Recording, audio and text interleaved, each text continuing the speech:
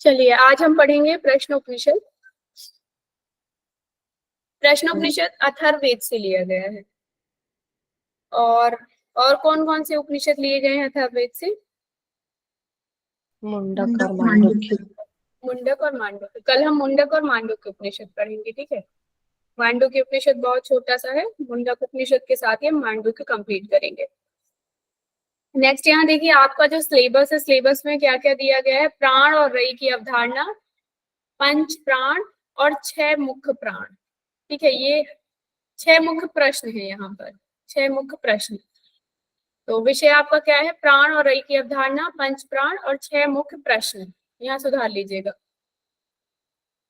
आप देखेंगे इसमें 6 प्रश्न पूछे गए हैं, क्योंकि नाम से ही आप देखेंगे इस उपनिषद को प्रश्न उपनिषद, अर्थात ये पूरा उपनिषद जो है प्रश्नों पर बेस्ड है कि प्रश्न कैसे पूछे गए हैं और उनके उत्तर कैसे दिए गए हैं।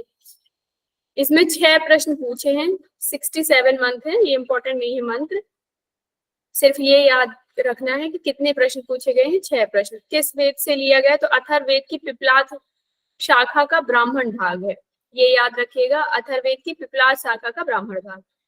जिज्ञासुओं द्वारा महर्षि पिपलाद से पूछे गए 6 प्रश्न, मतलब 6 जिज्ञासु थे और महर्षि पिपलाद थे जिनके द्वारा प्रश्नों के उत्तर दिए गए। तो जितने भी 6 जिज्ञासु थे, किससे प्रश्न पूछा उन्होंने? महर्षि पिपलाद से प्रश्न पूछा।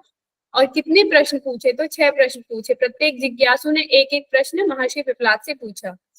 6 जिज्ञासु और 6 ऋषि भी बोल सकते हैं उन्हें, ठीक है। और महर्षि पिपलाद, 2 लोगों पर पूरा उपनिषद है। कौन कौन से? एक तो 6 जिज्ञासु और दूसरे जो है महर्षि पिपलाद। 6 जिज्ञासु प्रश्न पूछते हैं और उसके उत्तर कौन देते हैं? महर्षि पिपलाद देते हैं। यहाँ हम देखेंगे 6 जिज्ञासु कौन कौन से थे और उन्होंने कौन से प्रश्न पूछे थे, ठीक है। सबसे पहले तो क्या होता है कि जिज्ञासु जाते हैं महर्षि पिपलाद के पास और अपने अपने प्रश्न रखते हैं, कहते हैं हमें अपने प्रश्नों का उत्तर चाहिए। तो महर्षि पिपलाद कहते हैं, आगंतुक जो ऋषि होते हैं उनको कहते हैं तपसा ब्रह्मचर्येण श्रद्धया संवत्सर संवत्यद, अर्थात कहते हैं कि तप, आप ये देखेंगे तप, ब्रह्मचर्य और श्रद्धा, संवत्सर अर्थात 1 वर्ष तक, ठीक है। तो कहा कि तप, ब्रह्मचर्य और श्रद्धा पूर्वक 1 वर्ष तक रुकने को कहा कि पहले आप 1 वर्ष तक रुकिए, साधना करिए, उसके बाद ही आप लोगों को प्रश्नों के मैं उत्तर दूंगा। तो कैसे रहना है? उन्होंने कहा कि 1 वर्ष तक आपको तप, ब्रह्मचर्य और श्रद्धा पूर्वक रुकना है यहाँ पर। कि मतलब जिनसे आप प्रश्न पूछ रहे हैं तो उस गुरु के प्रति आपको श्रद्धा होनी चाहिए, आपके जीवन में ब्रह्मचर्य का पालन होना चाहिए और तप भी करना है। तो इन चीजों को फॉलो करना है, तब जाकर के मैं आपके प्रश्नों का उत्तर दूंगा। उन्होंने ये शर्त रखी और सभी ऋषि जो थे, 6 ऋषि, उस शर्त को मान गए और वह 1 साल तक महर्षि पिपलाद के सानिध्य में तब ब्रह्मचर्य और श्रद्धा पूर्वक वहां रुके। और 1 साल के बाद जब महर्षि पिपलाद ने देखा कि अब मैं ये जो ऋषि हैं, जो आगंतुक हैं, ये अपने उत्तर पाने के लिए सामर्थ्य हो गए हैं, तब उन्होंने उनसे प्रश्न पूछा कि अब एक एक करके प्रश्न बताइए। तो सबसे पहले कबंधी, जो कि कात्यायन पुत्र काव्यवंशी जिनको कहा जाता है, ठीक है, कात्यायन पुत्र कबंधी जो थे, उन्होंने क्या पूछा? प्राण और रई विषयक प्रश्न पूछे कि प्राण क्या है, रई क्या है, इससे रिलेटेड, और प्रजा की उत्पत्ति विषयक प्रश्न पूछे। दूसरे थे भार्गव, विदर्भ देशीय भार्गव, विदर्भ देश में निवास करने वाले भार्गव जो थे, वह विदर्भ देशीय भार्गव। इन्होंने कहा, विदर्भ देश पता है कहाँ है? मतलब आज का कौन सा जो स्टेट है वो विदर्भ के उस पे आता है? मैम महाराष्ट्र में है वो। हाँ, गुड। महाराष्ट्र वाला जो रीजन है ये नागपुर से जुड़ा हुआ, तो वहां पे जो विदर्भ देश है उसी को कहा जाता था पहले। तो विदर्भ देशीय कौन थे? भार्गव, जो कि प्रजा आधार विषयक प्रश्न पूछते हैं कि प्रजा का आधार क्या है, प्रजा से रिलेटेड सारे प्रश्न पूछते हैं। अश्वलायन, अश्वल पुत्र जो थे अश्वलायन थे, वह प्राण उत्पत्ति संबंधित प्रश्न पूछते हैं कि प्राण की उत्पत्ति कैसे होती है। गार्ग, सौर्यायणी, सूर्यपुत्र, गर्ग गोत्र भी इनको बोला जाता है कि गर्ग गोत्र के गार्ग या तो सौर्यायणी अर्थात सूर्यपुत्र जो सूर्यपुत्र सौर्यायणी गर्ग गोत्र के गार्ग, इन्होंने जीवात्मा और परमात्मा संबंधी प्रश्न पूछा था। शिवी पुत्र सत्यकाम, शिवी पुत्र सत्यकाम ने क्या पूछा, ओंकार की उपासना और उसका फल क्या प्राप्त होता है यदि व्यक्ति ओंकार की उपासना करता है जीवन पर्यंत। सुकेशा, भरद्वाज पुत्र सुकेशा 16 कला युक्त पुरुष संबंधी प्रश्न पूछे। अब यहाँ पर देखिए आपको ये याद रखना है, और एक मिनट रुकिए, शायद वो वाली स्लाइड में है।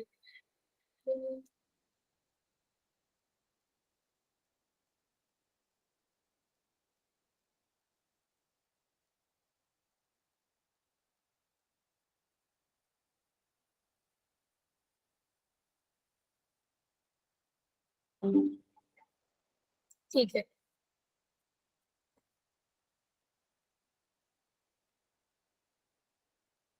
जहाँ अब इनको याद करना है तो कैसे याद करेंगे, है ना।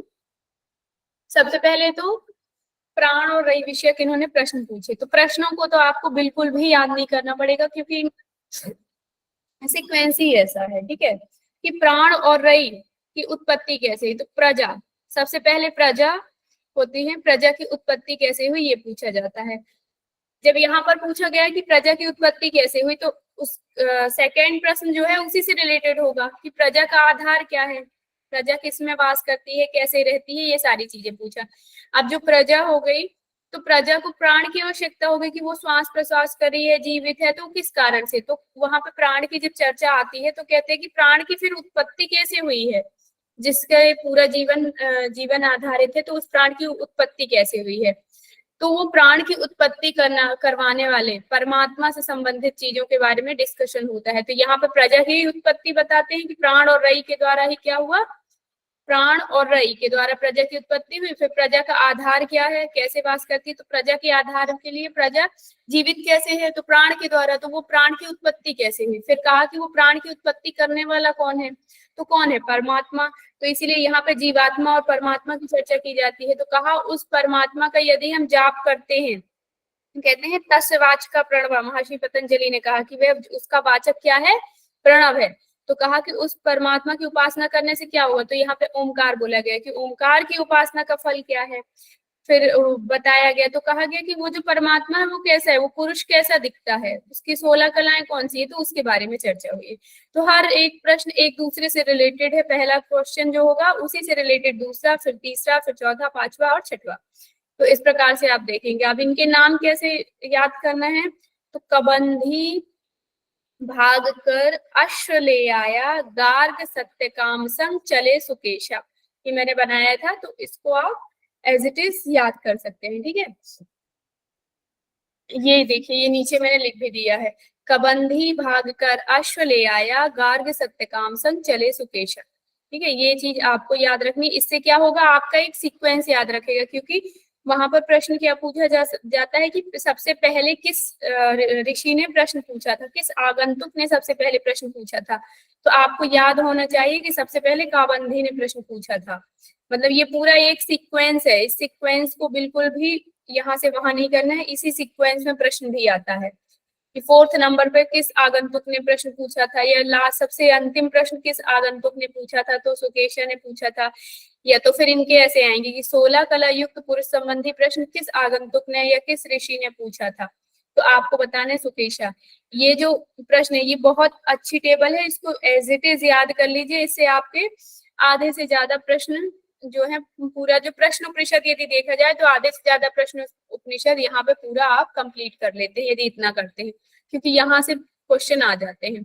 आपसे पूछा जा सकता है प्राण उत्पत्ति संबंधी प्रश्न किसने पूछा, आसुलायन ने, या तो ये पूछ सकते हैं आसुलायन ने कौन सा प्रश्न पूछा था, और ये ऑप्शन दे दिए, तो आपको टिक करना है, ठीक है। तो इस प्रकार से इसको याद करना है, और ये भी याद करना है कि महर्षि जो पिपलाद थे उन्होंने क्या शर्त रखी थी, प्रश्नों के उत्तर देने से पहले क्या शर्त रखी थी, तो ये 3 चीज याद रखना है, तप, ब्रह्मचर्य और श्रद्धा पूर्वक 1 वर्ष तक रुकने को कहा। या तो आप संस्कृत में भी याद कर सकते हो, तपसा ब्रह्मचर्य श्रद्धा संवत्सरम सवत्थ स्थयत, ठीक है। प्रथम प्रश्न की अब हम बात करेंगे। कबंधी, कबंधी जो थे कात्यायन पुत्र, उन्होंने कौन सा प्रश्न पूछा? तो प्रजा उत्पत्ति और प्राण रई विषयक प्रश्न पूछा था। प्रश्न क्या था? कहा कि प्रजा अर्थात संसार किससे उत्पन्न हुआ है, किस प्रकार इसकी उत्पत्ति हुई है। तो उत्तर में महर्षि पिप्लाद बताते, हमेशा उत्तर किसने दिया? महर्षि पिप्लाद ने। रई और प्राण रूपी युगल मिथुन से इस प्रजा की उत्पत्ति हुई है। प्रजापति ब्रह्म ने तपस्या की और अपने संकल्प इच्छा द्वारा प्राण और रई नामक युगल की उत्पत्ति की। ठीक है, तो आपसे ये प्रश्न पूछा जा सकता है कि प्रजा की उत्पत्ति किससे होती है? तो प्राण और रई रूपी युगल के मिथुन से। ठीक है, और इसके लिए तपस्या किसने की थी? तो ब्रह्म ने की थी। प्रजापति ब्रह्म ने तपस्या की और अपने संकल्प से प्राण और रई नामक युगल की उत्पत्ति की थी। यहाँ पे 3 ऐषणाएं बोली गई हैं, अर्थात कामनाएं, कि 3 कामनाएं क्या क्या है मनुष्य की। तो सबसे पहला है लोक, दूसरा है वित्त और तीसरा है पुत्र। लोक से तात्पर्य है क्या बोलते हैं आपको? नेम एंड फेम, जो आप बोल सकते हैं ना, कि मतलब हमारा सभी जगह नाम हो, सभी लोग हम पहचाने, तो ये लोक हो गया। वित्त अर्थात धन, धन की इच्छा होती है,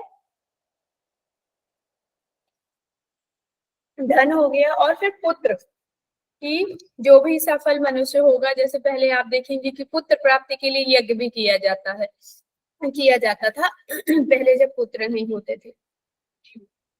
तो यहाँ पे 3 ऐषणाएं या 3 कामनाएं बताई गई हैं, लोकेशना, वित्तेषणा और पुत्तेषणा। ये मनुष्य जीवन की 3 ऐषणाएं हैं।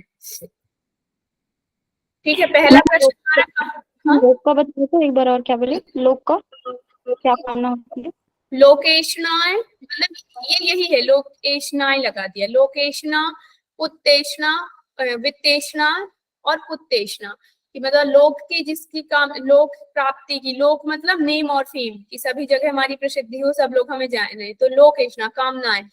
वित्तेषणा की धन पाने की इच्छा हो, धन प्राप्ति करने की कामनाएं हो। ठीक है, और पुत्रेषणा की पुत्र प्राप्ति की कामना हो। तो ये 3 ऐषणाएं मनुष्य जीवन में बताई गई है। ठीक है, यस मैम। यहाँ पर रति मतलब रई मतलब क्या? रई का आगे हम बहुत अच्छे से डिटेल में पढ़ेंगे। रई और प्राण को बहुत अच्छे से समझाया गया है, आगे पढ़ेंगे। इसका चार्ट बनाया है कि नहीं?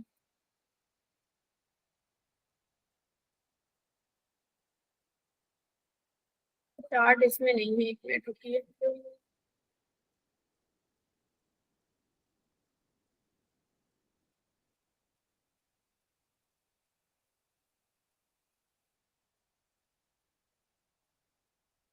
इसका चार्ट ना मिसिंग है, मैं देखती हूँ।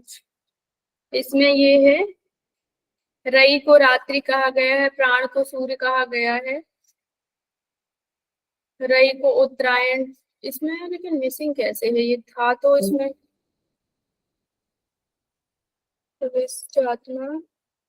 चतुर्थ प्रश्न, चलो मैं कल करा दूंगी, है ना। रई और प्राण का जो चार्ट है वो बता दूंगी। बेसिकली जो होती है, रई को एक मिनट, रई को रात्रि कहा जाता है, प्राण को दिन कहा जाता है। रई को चंद्र कहा गया है तो प्राण को सूर्य कहा गया है। प्राण को यदि उत्तरायण कहा गया है तो रई क्या है? दक्षिणायन है। इस प्रकार से रई की तुलना की गई है।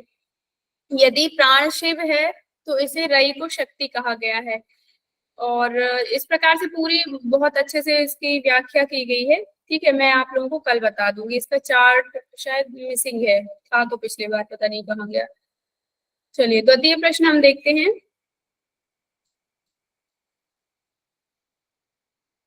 रज और वीर से भी तुलना की गई है, जैसे रज जो है रई है, वीर जो है प्राण है।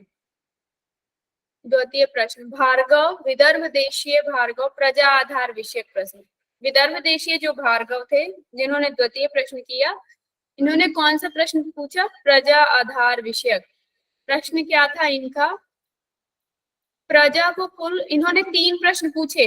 जो भार्गव थे द्वितीय प्रश्न इन्होंने पूछा, बट इनके प्रश्न कितने थे? 3 प्रश्न इन्होंने पूछे। कौन कौन से प्रश्न पूछे इन्होंने? कहते हैं प्रजा को कुल कितने देवता धारण करते हैं, प्रजा को कौन से देवता प्रकाशित करते हैं, और सबसे वरिष्ठ देव कौन से हैं। ठीक है, तो प्रजा को धारण करने के लिए कहा गया कि वायु, अग्नि, जल, पृथ्वी, वाक, संपूर्ण कर्मेंद्रियां, मन, अंतःकरण, ज्ञानेंद्रियां समूह, ये सभी देव ही हैं। वे भी अपनी महिमा को प्रकट करते हैं। मतलब इनकी विशेषताएं बताई गई कि जल, वायु, अग्नि, जो ये जो चीजें हैं, सारी चीजें, अंतःकरण हो गई, कर्मेंद्रियां हो गई, ये सब इनको किसकी उपासना दी गई, तुलना की गई है इनकी। मतलब ये कहा गया कि ये देव है। ठीक है, और ये सब भी किसकी तुलना करते हैं? कहा गया कि कहाँ गया इसका यार उत्तर? हाँ, एक ये है मेनली, यहाँ पे प्रजा को कुल कितने देवता धारण करते हैं। तो यहाँ पर बेसिकली मतलब वैसे उत्तर तो दिया नहीं गया है, इसको देखना है आपको। संपूर्ण कर्मेंद्रियां, मन, अंतःकरण और जितने ज्ञानेंद्रियां, जितने भी देव हैं, वायु, अग्नि, जल, ये सभी क्या है? प्रजा के धारण देवता हैं। इसमें डायरेक्ट नहीं दिया गया है, जैसे आप उपनिषद पढ़ेंगे तो इसमें ऐसे इसकी व्याख्या मिलती है। ठीक है, कि प्रजा को कुल कितने देवता धारण करते हैं? तो संपूर्ण कर्मेंद्रियां, संपूर्ण ज्ञानेंद्रियां, मन, अंतःकरण, मतलब अंतःकरण के अंदर ही मन आता है, मन, बुद्धि, अहंकार। ठीक है, और यहाँ पे देखेंगे वायु, अग्नि, जल, पृथ्वी, मतलब 5 जो आपका वो है पंच महाभूत। ठीक है, पंच महाभूत, पंच कर्मेंद्रिया, पंच ज्ञानेंद्रिया और अंतःकरण, ये सभी जो है प्रजा को धारण करते हैं। ठीक है, इसमें कोई डाउट तो नहीं है? ये थोड़ा सा पजल है क्योंकि ये डायरेक्ट नहीं दिया गया है, सेम ऐसे ही लिखी गई है ये लाइन। सभी अपनी महिमा को प्रकट करते हैं, इस प्रकार से दिया गया है। हम ही इस शरीर को आश्रय देकर धारण करते हैं। देखिए, ये देव कहते हैं कि हम ही इस शरीर को आश्रय देकर धारण करते हैं।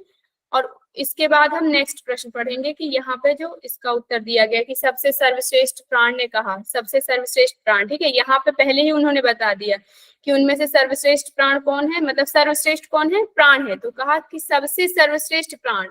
तो आप यहाँ देखेंगे सबसे वरिष्ठ या सर्वश्रेष्ठ कौन है? तो प्राण है। प्राण को सर्वश्रेष्ठ कहा गया है।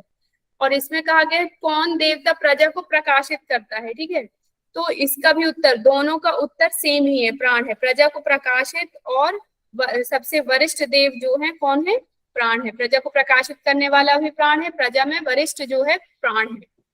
ठीक है, यहाँ पे देखिए, तुम मोह को प्राप्त हो, मैं ही अपने पंच प्राण से विभक्त कर इस शरीर को आश्रय देकर धारण करता हूँ। ठीक है, यहाँ पर मतलब प्राण ने क्या कहा कि मैं ही सर्वश्रेष्ठ हूँ, मैं ही अपने आप को क्या करता हूँ? विभक्त करता हूँ, और सभी जो क्या बोलते हैं आपको, प्रजा है, उसको क्या करता हूँ? उसको आधार देता हूँ, उसको प्रकाशित करता हूँ। ठीक है, इसमें कोई डाउट है किसी को? इसमें मेनली तो इन्होंने हाँ? 3 प्रश्न पूछे क्या? 3 प्रश्न पूछे, क्योंकि सभी बोल रहे थे ना कि एक एक ही प्रश्न पूछे, तो इसमें 3 पूछे हैं क्या इन्होंने? नहीं, उन्होंने प्रश्न के अंदर भी प्रश्न पूछा। जैसे एक एक प्रश्न, ये तो हो गया मेन, इनका प्रश्न क्या था? प्रजा से रिलेटेड है, इनका प्रश्न प्रजा से रिलेटेड है। तो उन्होंने क्या कहा कि प्रजा का आधार क्या है। ठीक है, प्रजा के आधार के बाद कहा कि उस प्रजा को प्रकाशित कौन करता है। ठीक है, फिर कहा कि सबसे वरिष्ठ कौन देव है, कि मतलब ये जो देव हैं, ये देव जो प्रजा को धारण करते हैं, प्रजा को प्रकाशित करते हैं, तो इन सभी देव में सबसे जो सर्वश्रेष्ठ देव हैं वो कौन से हैं। तो कहा गया कि प्रजा को जो धारण करते हैं, तो धारण करने वाले देव कौन से हो गए? पंच महाभूत, पंच कर्मेंद्रिय, पंच ज्ञानेंद्रिय और अंतःकरण, ये सभी बता दिया गया। ठीक है, और कहा गया है कि प्रजा का जो प्रकाशित करता है तो वो कौन करता है? प्राण करता है। तो फिर कहा गया कि वो जो प्राण है उनमें सबसे सर्वश्रेष्ठ कौन है? तो कहा गया सबसे सर्वश्रेष्ठ या वरिष्ठ भी कौन देव है? प्राण ही है।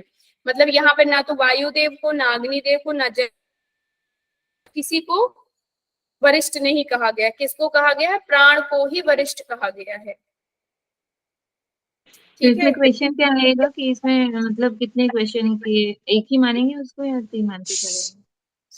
नहीं, उन्होंने एज इट इज 3 क्वेश्चन ही पूछे हैं। ठीक है, तो ऐसे आता है प्रश्न इसका, प्रजा के धारण प्रकाशित देवता या सबसे वरिष्ठ देव कौन है? यह प्रश्न किससे संबंधित है या किसने पूछा है?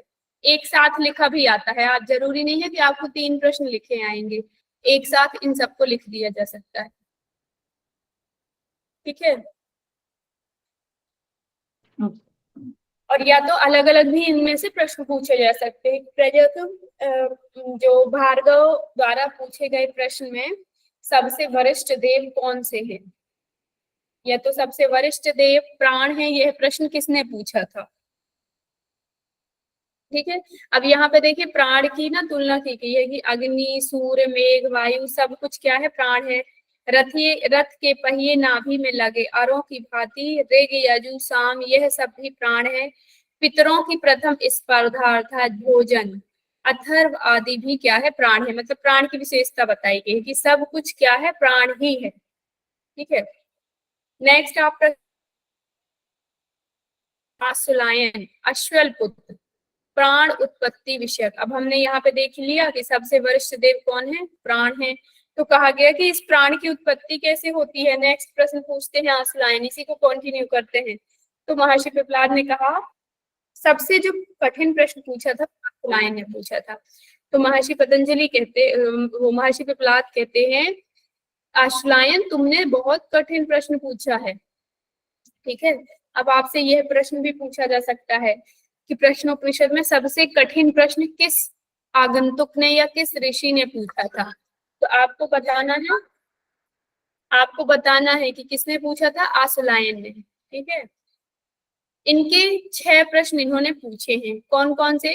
प्राण की उत्पत्ति कहाँ से होती है, किस प्रकार से वह शरीर में प्रविष्ट होता है, किस प्रकार से वह अपने आप को विभाजित करता है, क्योंकि यहाँ पर क्या बोलते हैं कि मैं ही सर्वश्रेष्ठ हूँ और मैं ही अपने आप को विभक्त करता हूँ। ठीक है, तो कहा गया नेक्स्ट प्रश्न में कि कैसे वो शरीर में प्रविष्ट होते हैं, कैसे अपने आप को विभाजित करते हैं, किस प्रकार से प्राण का उत्क्रमण होता है, मतलब बाहर निकलता है शरीर से, बाह्य जगत को किस प्रकार धारण करता है और आंतरिक जगत को किस प्रकार धारण करता है।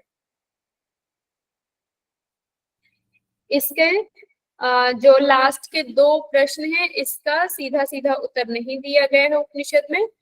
ठीक है, मेनली ये 4 प्रश्नों का उत्तर दिया गया है। तो इसमें सिर्फ यही बताया गया है कि बाहर और आंतरिक जगत को धारण विभिन्न प्राणवायु के द्वारा धारण करता है।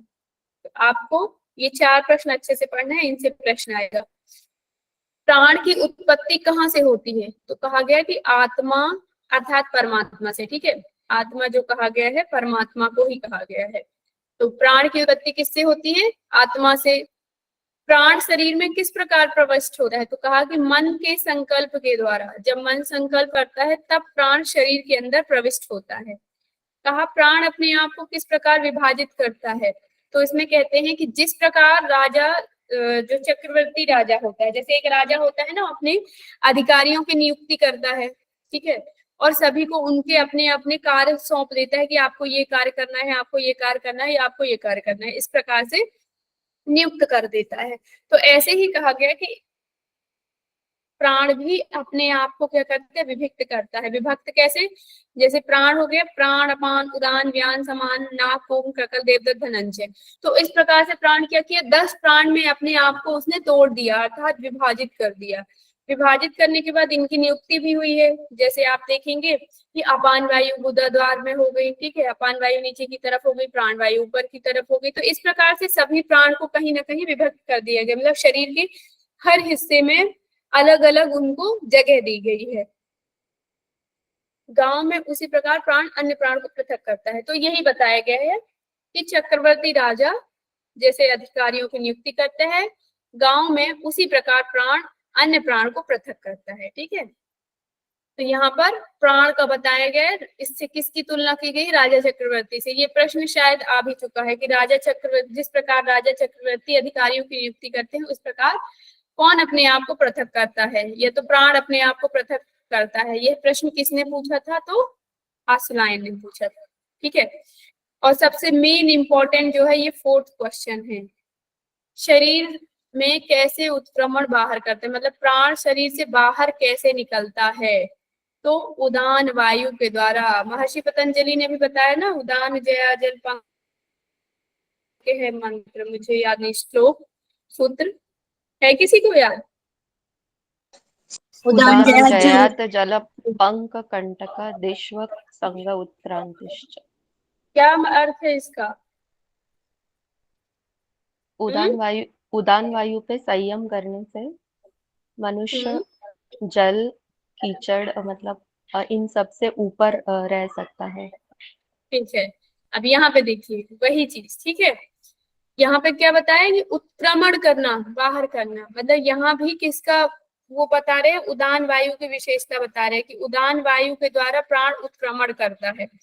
तो वहां पर जो सारी चीजें जो बताई गई हैं महर्षि पतंजलि ने, उन्होंने भी मोक्ष के परिप्रेक्ष्य से बताई हैं, ठीक है। या तो आप देखेंगे समाधि के परिप्रेक्ष्य से बताई हैं उन्होंने। और यहाँ भी यही चीज है कि शरीर से जब बाहर निकलता है प्राण तो उदान वायु के द्वारा ही निकलेगा। यहाँ पर भी उदान वायु की विशेषता बताई है, तो उससे आप कोरिलेट कर सकेंगे। नेक्स्ट आप देखेंगे बाह्य जगत को और आंतरिक जगत को किस प्रकार धारण करता है, तो विभिन्न प्राण वायु के द्वारा। इन दोनों प्रश्न को एक साथ भी लिख सकते हैं आप, ठीक है। बाह्य और अंतः जगत को किस प्रकार धारण करता है, तो विभिन्न प्राण वायु के द्वारा। इसमें से किसी को कोई क्वेश्चन हो तो पूछ लीजिए।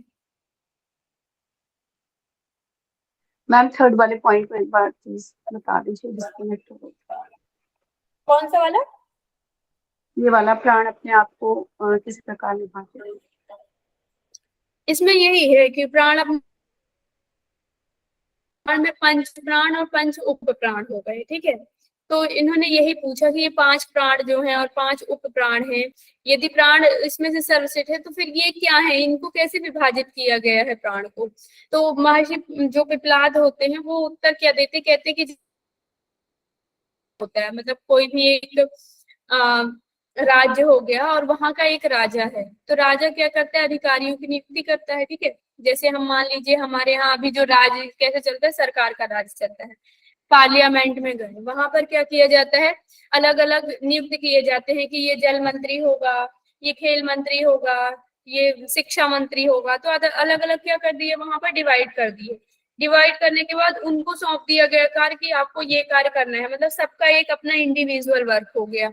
इसी प्रकार कहा गया कि प्राण भी एक पूरा समुदाय है, लेकिन वो अपने आप को विभक्त कर देता है। तो चक्रवर्ती राजा की तरह क्या किया, विभक्त कर दिया, और विभक्त करने के बाद सभी को शरीर में पृथक करके उसका उसका अलग अलग स्थान दे दिया, ठीक है। तो इसीलिए राजा से इसकी तुलना की गई है, प्रजा से इसकी तुलना की गई है प्राण की, ठीक है। जी मैम। नेक्स्ट पंच प्राण की तुलना, पंच प्राण के बारे में चर्चा आती है यहाँ पर, क्योंकि यहाँ पे हम प्राण पढ़ा, हमने उदान वायु पढ़ा, प्राण पढ़ा, कैसे विभाजित होता है। तो ये 5 प्राण बताए गए हैं कि कैसे विभाजित किया है। अपान वायु को कहा गया गुदा और उपस्थ में स्थित है। प्राण वायु को कहा गया कि मुख और नासिका चक्षु श्रोत में इसका स्थान बताया गया है। समान वायु को कहा गया नाभि, ये सभी ग्रंथों में आपने पढ़ लिया है ऑलरेडी। प्राण रूपी अग्नि से 7 ज्वालाओं का प्रादुर्भाव होता है। अन्न, ये याद रखिएगा जरूर कि 7 ज्वालाओं का प्रादुर्भाव करने वाला प्राण कौन सा है, तो कौन सा है, समान वायु है, ठीक है। और क्या करता है, अन्न को रस में परिवर्तित कर शरीर के अन्य अंग और प्रत्यांगों में पहुंचाने का काम भी करता है समान वायु। अब यहाँ देखिए व्यान, 72 करोड़ नाड़ियां बताई गई हैं व्यान के अंतर्गत, और कहा गया कि हृदय में, इसी को फिर बताया गया कि हृदय में 100 नाड़ियों का समुदाय है, इनमें से भी 100 नाड़ियां निकली हैं, फिर उसकी भी शाखा निकली, फिर उसकी प्रतिशाखा निकली है। तो यहाँ पे बताया गया 100 शाखाएं निकली हैं, और प्रत्येक नाड़ी की प्रति शाखाएं नाड़ी भी निकली हैं। तो इन सब का जब टोटल किया जाता है तो 72 करोड़ नाड़ियां होती हैं, कि मतलब 100 नाड़ियां हुई, उसकी 100 शाखाएं हो गई, ठीक है, 100 नाड़ी की, फिर उसकी प्रति शाखा हो गई। तो इन सब को जब टोटल किया गया था तो 72 करोड़ नाड़ी है। तो ये आ सकता है कि 72 करोड़ नाड़ियों का वर्णन किस उपनिषद में मिलता है, तो किस उपनिषद में मिलता है, प्रश्न उपनिषद में, ठीक है। इन सब नाड़ियों में व्यान वायु संचारित होती है, ये भी याद रखिएगा कि 72 करोड़ जो नाड़ियां हैं, इन नाड़ियों में कौन सी वायु संचारित होती है, कौन सी नाड़ी का प्रवाह, कौन सी वायु का प्रवाह होता है, तो कहा गया व्यान वायु का। और ये सिर्फ प्रश्न उपनिषद की दृष्टि से, ठीक है। हो सकता है आप दूसरा उपनिषद पढ़ें तो उसकी दृष्टि से कुछ और हो।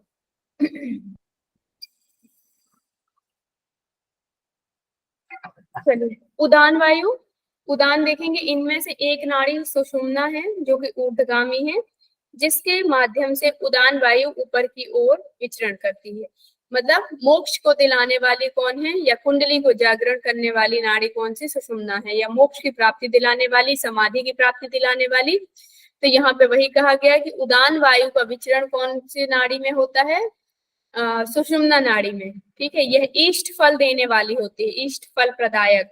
उदान वायु मनुष्य को पुण्यकृत और पाप पुण्य लोकों, पापकृत द्वारा पाप लोकों में, मतलब यदि व्यक्ति पुण्य करेगा तो पुण्य लोक में ले जाएगा, पाप करेगा व्यक्ति तो पाप लोकों में ले जाएगा। तो विभिन्न प्रकार की योनियों में ले जाने का कार्य कौन सा करता है, उदान वायु। बोला करो, आप लोग पूछती हो जब तो। कौन सा प्राण करता है, विभिन्न प्रकार की योनियों में ले जाने का कार्य कौन करेगा, कौन सा प्राण, उदान। उदान। सभी जो 72 करोड़ नाड़ियां हैं उसमें कौन सा प्राण होगा, व्यान। मैं क्लास ले रही हूँ, अभी कॉल करती हूँ, लगाती होगी, ठीक है, क्लास ले रही हूँ। ठीक है, इसके बाद आप देखेंगे समान वायु। तो आपसे यदि पूछा जाता है कि अग्नि की 7 ज्वालाओं का प्रादुर्भाव जो होता है वो कौन से वायु के द्वारा होता है, बताइए। समान। समान। प्रश्न आपसे ऐसे पूछे जाएंगे, क्योंकि ये बेसिक क्वेश्चन है, ये नहीं पूछा जाएगा आपसे कि गुदा में कौन सी वायु है, मुख नासिका में कौन सी वायु, क्योंकि ये अन्य ग्रंथ में ऑलरेडी इतना डिटेल में दे चुका है कि शायद ही है कि आपसे ये पूछे। तो आपसे यहाँ पे जो यूनिक क्वेश्चन है, 7 ज्वालाओं का प्रादुर्भाव, या तो शरीर के अन्य प्रत्यांगों में किस जो अन्न के रस को परिवर्तित करती है कौन सी वायु है, या तो 72 करोड़ नाड़ियों में कौन सी वायु संचरित होती है, या फिर 72 करोड़ नाड़ियों का वर्णन किस उपनिषद में आता है। ठीक है, और फिर उदान वायु का तो पूछा ही जा चुका है 1-2 बार कि विभिन्न योनियों में कौन सी वायु ले जाने का काम करती है, तो उदान वायु। उदान वायु क्या करती है, तो ऊर्ध्वगामी करती है। ठीक है, उदान वायु इष्ट फल प्रदायक है। उदान वायु पुण्यकृत और पापकृत करने पर पुण्य और पाप लोकों में ले जाती है। ठीक है, इसके बाद विश्व विख्यात तेज ही उदान है, ऊर्ध्वगामी है, पुण्य पाप लोकों में विभिन्न योनियों में ले जाता है। ये जो रेड से है इसको याद कर लीजिएगा, इंपॉर्टेंट है। नेक्स्ट चतुर्थ प्रश्न हम देखते हैं। चतुर्थ प्रश्न किन्होंने पूछा, गार्ग सौर्यायणी, सूर्य पौत्र जीवात्मा परमात्मा संबंधी। सूर्य पौत्र, ठीक है, मतलब सूर्य इसके दादाजी थे, सौर्यायणी। गर्ग गोत्र भी बोला गया कि गर्ग गोत्र के गार्ग, इनका जो गोत्र था वो क्या था, गर्ग। अब यहाँ देखेंगे इन्होंने कैसे प्रश्न पूछे हैं। जीवात्मा पहले पूछते हैं, मनुष्य शरीर में कौन देवता सोता है, कौन देवता जागता है, कौन देवता स्वप्न देखता है, कौन देवता सुख का अनुभव करता है, और सभी देवता किसमें प्रतिष्ठित है। ठीक है, तो मनुष्य शरीर में कौन देवता सोता है, तो कहा कि मन सोता है। मनुष्य शरीर में कौन देवता जागता है, तो कहा कि पंच प्राण रूपी अग्नियां जागती हैं। कौन देवता स्वप्न देखता है, तो जीवात्मा मन और इंद्रियों के द्वारा स्वप्न देखता है। सुख का अनुभव कौन करता है, जीवात्मा मन के द्वारा।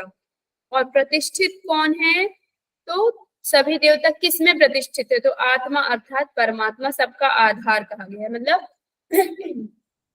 जैसे हमारा शरीर देखा जाए, ठीक है, हमारी पूरी बॉडी हो गई, उसमें क्या क्या है, पंच प्राण है, मन है, जीवात्मा है, इंद्रियां हैं, ठीक है, सारी चीजें हैं। और इसका आधारभूत कौन है, परमात्मा है, जिसको कि यहाँ आत्मा कहा गया है। ठीक है, ध्यान रखिएगा, परमात्मा को यहाँ आत्मा से संबोधित किया गया है, और हमारे जीव के अंदर जो आत्मा है उसे जीवात्मा से संबोधित किया गया है। ठीक है, तो सोता कौन है, कहा गया मन सोता है। ठीक है, मन को सोता हुआ बताया गया। जागता कौन है, तो कहा गया कि पंच प्राण रूपी अग्नि है। क्यों जागती है, जैसे यदि आप नॉर्मली देखा जाए तो जागते हुए या सोते हुए कौन चलता रहता है, हमेशा प्राण जो है अपना कार्य करता रहता है, हमेशा प्राण चलता है, चाहे आप जागे सोए उठे बैठे, आप अवेयर रहें या ना रहें, आपकी जो प्राण है वह हमेशा चलती रहती। तो इसीलिए कहा कि जागृत अवस्था में कौन है, प्राण है।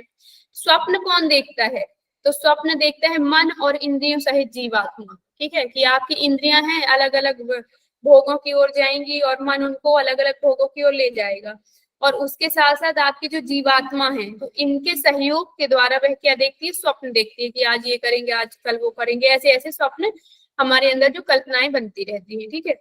और सुख का अनुभव, जैसे हमने कुछ प्राप्त कर लिया है, कुछ खा लिया है, कुछ देख लिया है, तो सभी के द्वारा जो सुख का अनुभव कौन करता है, तो इंद्रियों के द्वारा हमने प्राप्त किया, लेकिन सुख किसके द्वारा भोगा हमने, तो जीवात्मा के द्वारा, ठीक है। कहते हैं ना, जैसे हमको कुछ अच्छा लगा, कहते हैं आज मेरी आत्मा को शांति सी मिल गई, अच्छा लग रहा है मुझे, है ना, ऐसे बोलते हैं। तो किसके द्वारा, मन के द्वारा जीवात्मा सुख का अनुभव कर रहा है। सभी देवता किसमें प्रतिष्ठित हैं, तो कहा गया कि परमात्मा में सभी देवता प्रतिष्ठित हैं, ठीक है। सबका आधारभूत कौन है, सभी देव है, वो परमात्मा, सभी देवों का। अब यहाँ पे देव कौन है, इंद्रियां, प्राण, मन, ये सब देव कहा गया है, अभी हमने पिछले प्रश्न में पढ़ा था। कोई डाउट है यहाँ किसी को?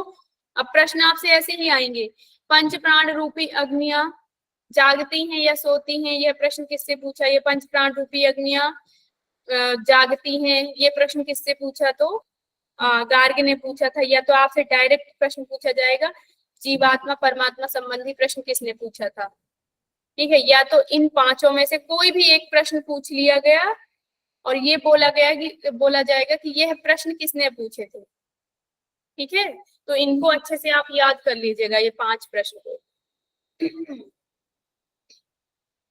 चलिए नेक्स्ट, पंच प्राण रूपी अग्नि कौन कौन सी हैं?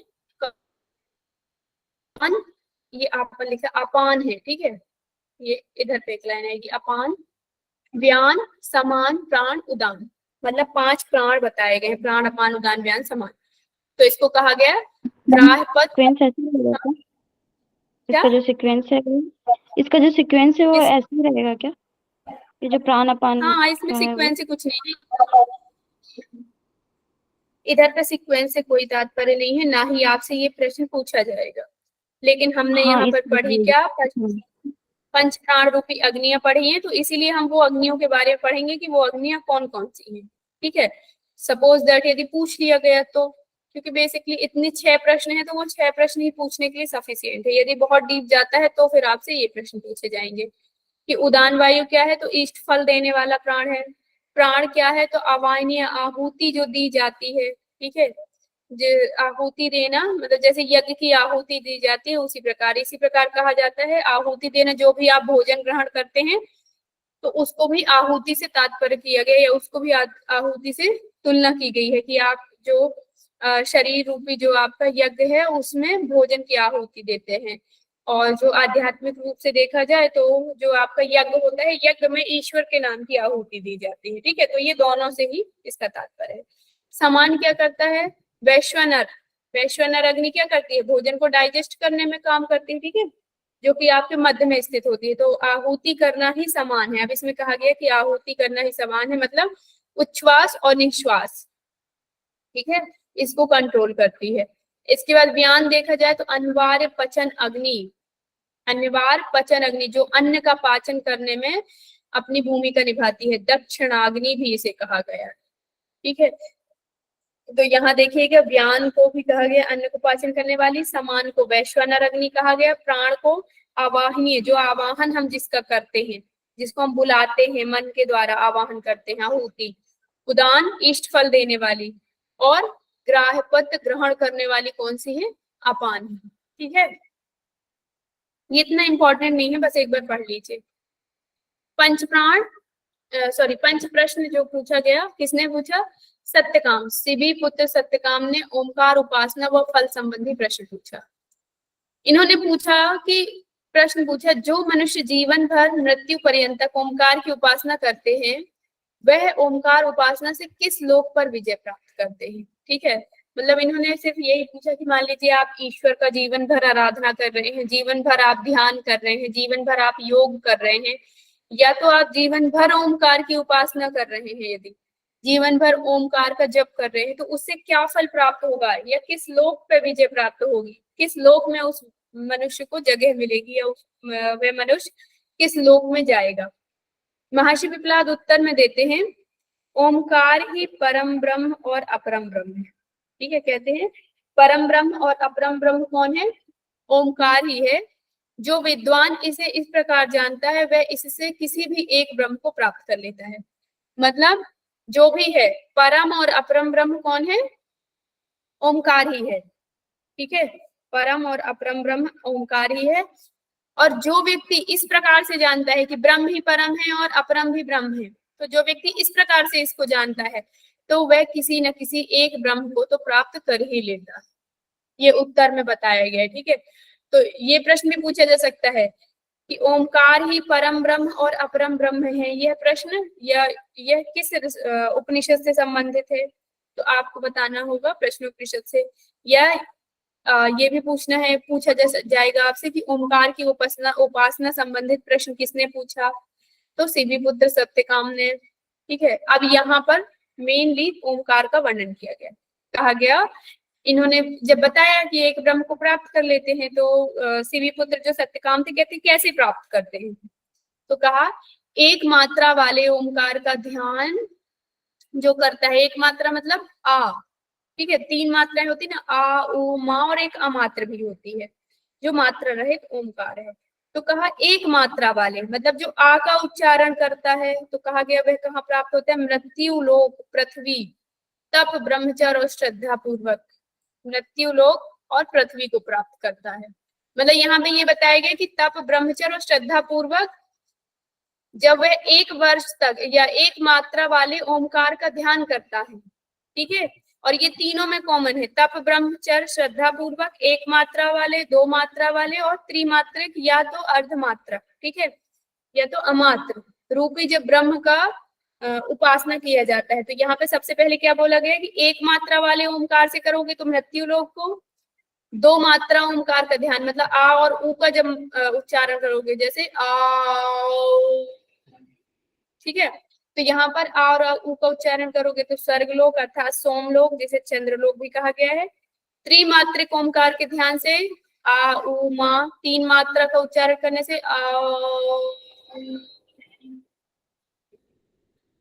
तो यहाँ पे तीनों मात्राएं आ गई, मतलब तीनों का बराबर उच्चारण होगा, आ, ऊ और मा का। ठीक है, तो ये तेजो में सूर्यलोक और ब्रह्मलोक को प्राप्त करता है। ठीक है, इसके बाद आप देखेंगे केवल ओम से क्या होता है? परम लोक की प्राप्ति, पुरुषोत्तम ब्रह्म की प्राप्ति। तो ये आपको याद करना है तीनों, पहले से मृत्यु लोक, दूसरे से स्वर्गलोक और तीसरे से सूर्यलोक या ब्रह्मलोक भी कह सकते हैं। और केवल ओमकार की जब उपासना करता है तो परम लोक की प्राप्ति, पुरुषोत्तम परम ब्रह्म की प्राप्ति, मतलब यहाँ पे उसको आनंद की अवस्था में आ जाता है व्यक्ति। किसी को कोई प्रश्न पूछना है इससे रिलेटेड?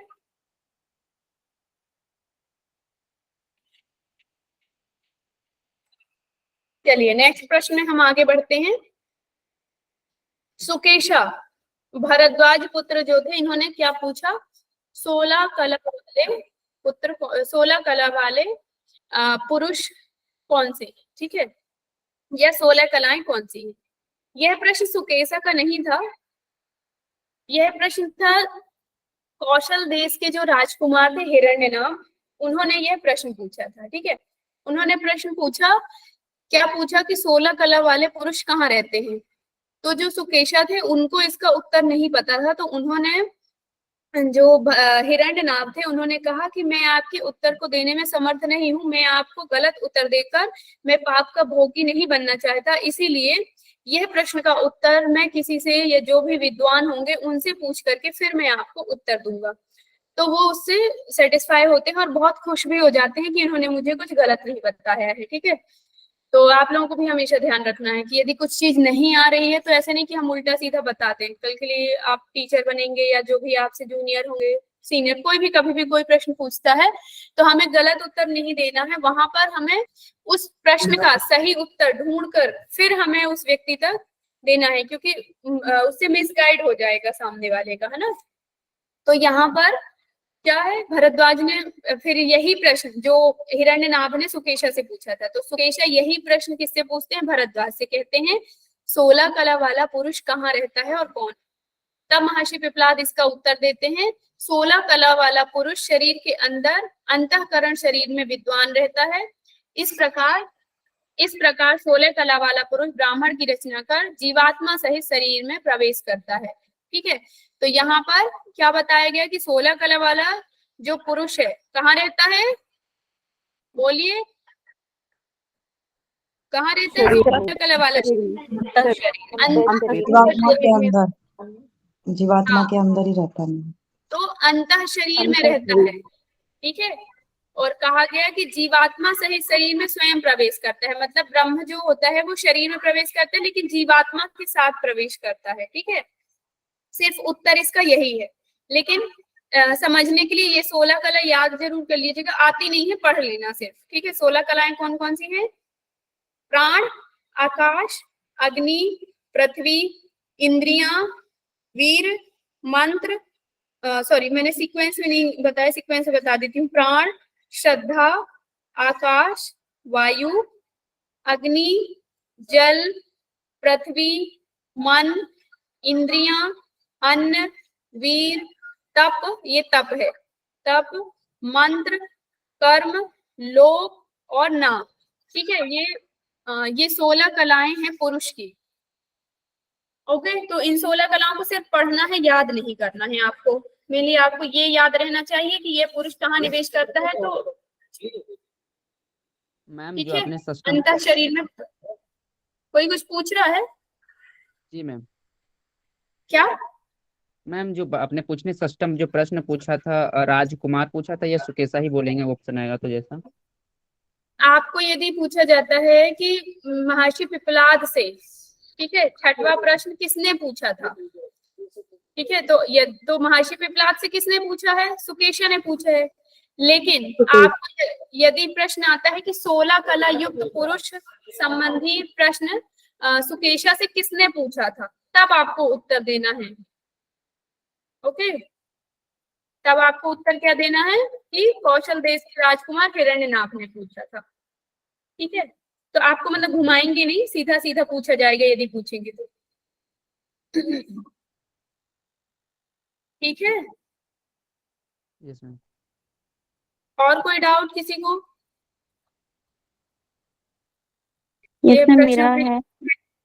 6 मंत्र हैं, 6 जिज्ञासु। हाँ,